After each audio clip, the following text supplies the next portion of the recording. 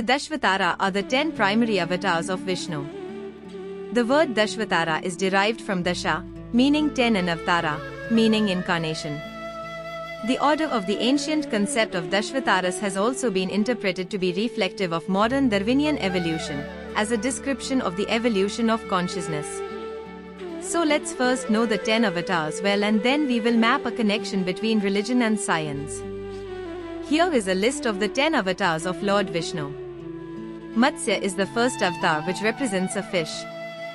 King Vaivasvata Manu once found a little fish on his palm when he was performing Tarpana.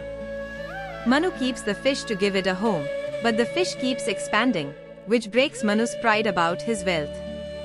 Eventually, he releases it into the ocean, realizing it is Vishnu himself.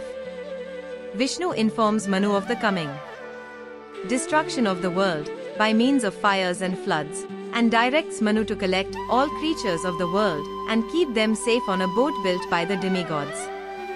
When the deluge, Pralaya, occurs, Vishnu appears as a great fish with a horn, to which Manu ties the boat, which leads them into safety. Kurma, the turtle avatar. In the legend of the Samudra Manthana, the Devas and Asuras were churning the ocean of milk in order to obtain Amrita, the nectar of immortality. They used the mountain Mandara as the churning shaft, which started to sink. Vishnu took the form of a tortoise to bear the weight of the mountain to allow them to complete their task. Varha, the boar avatar, the gatekeepers of Vaikuntha, the abode of Vishnu, Jaya and Vijaya, were cursed by the 4 Kumaras when they stopped them from seeing Vishnu. They choose to be reborn 3 times as Asuras, as adversaries of Vishnu. In their first birth, they were born as the brothers Hiranyaksha and Hiranyakashipu.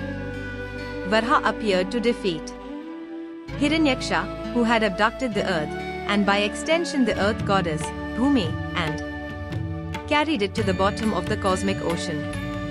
After winning the battle, Varha carried the earth out of the ocean between his tusks and restored it to its place in the universe.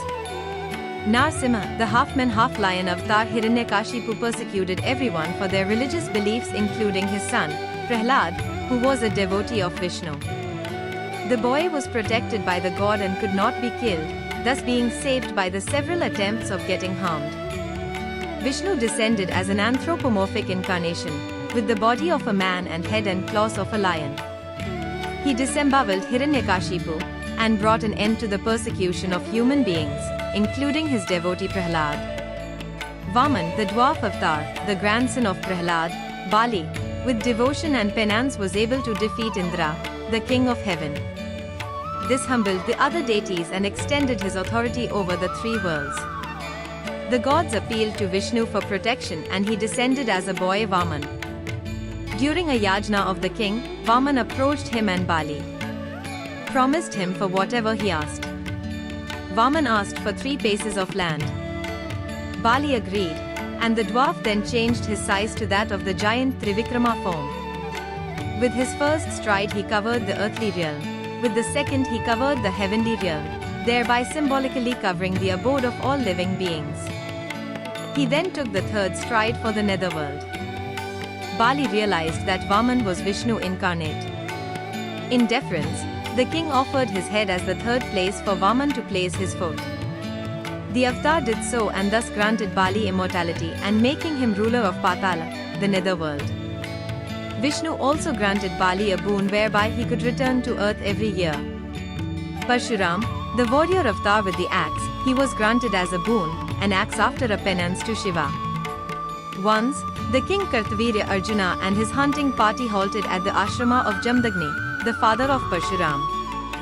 The sage was able to feed them all with the aid of the divine cow Kamadhenu. The king demanded the cow, but Jamdagni refused.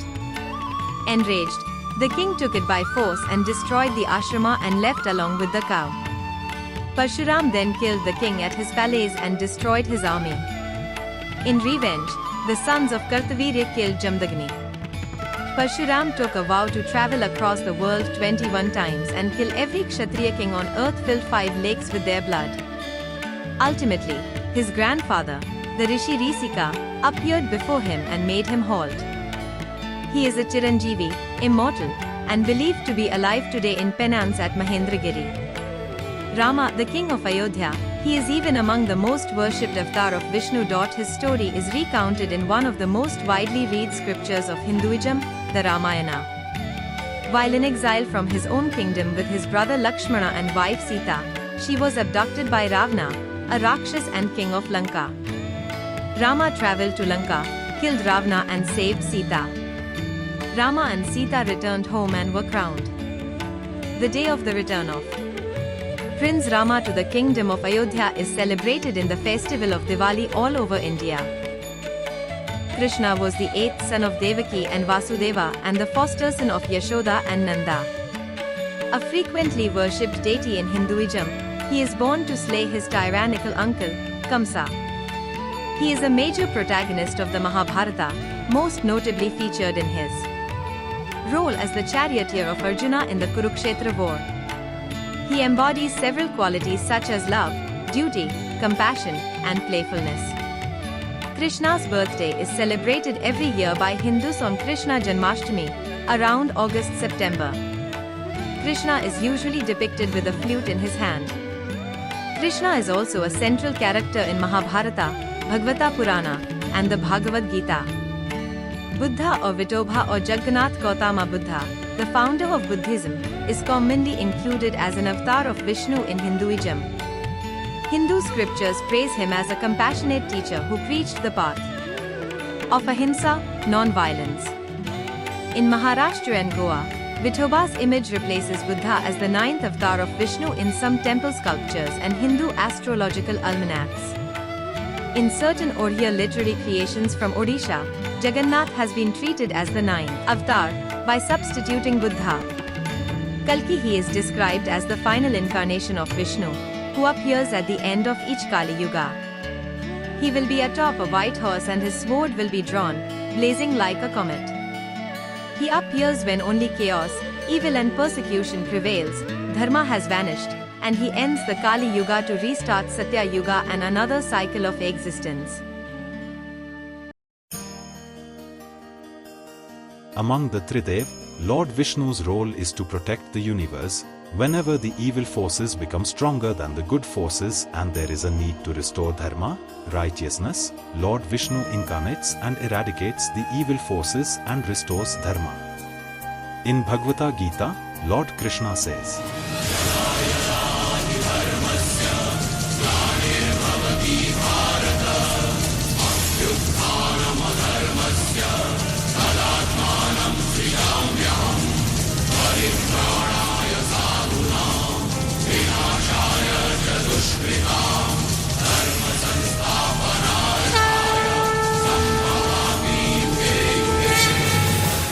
whenever there is a decay of righteousness, O Bharata, and there is an exaltation of unrighteousness, then I descend myself, for the protection of the good, for the destruction of evildoers, for the sake of firmly establishing righteousness, I am born from age to age. Some modern interpreters interpret Vishnu's 10 main avatars as an ascending order from simple life forms to more complex life forms, and see the Dashvataras as a reflection, or a foreshadowing, of the modern theory of evolution. Such an interpretation was first propounded by the Gaudiya Vaishnav Saint Bhaktivinoda Thakura in his 1873 book Datta Kaustubha and again in his 1880 book Krishna Sahita. Theosophist Helene Blavatsky also reiterated this in her 1877 opus Isis Unveiled. Matsya, fish, animals in the water like fish are born. Kurma, tortoise, animals who can live both on land and in water are born. Varha, boar, herbivorous animals are born. Narsimha, lion, carnivorous animals are born. Vaman, dwarf people are born. Parshuram, man with an AX, people started using iron age. Rama, man with bow and arrow, people developed skills using semi-modern weapons like bow and arrow. Krishna, clever man with Sudarshan Chakra, people became shrewd and started using more advanced weapons, heralding Kali Yuga. Buddha, who has attended wisdom, people became clever and started advancing to the modern age. Kalki very advanced human beings, both technologically and genetically. Some Orientalists and reformist Hindus in India like Kesab Chandra Sen, Aurobindo and Nanda picked up this idea to rationalize Hinduism as being consistent with modern science. Monier Williams, J.B.S. Haldane, Nabin Chandra Sen and C.D. Deshmukh remarked on the striking similarity between Darwin's theory and the Dashvatara.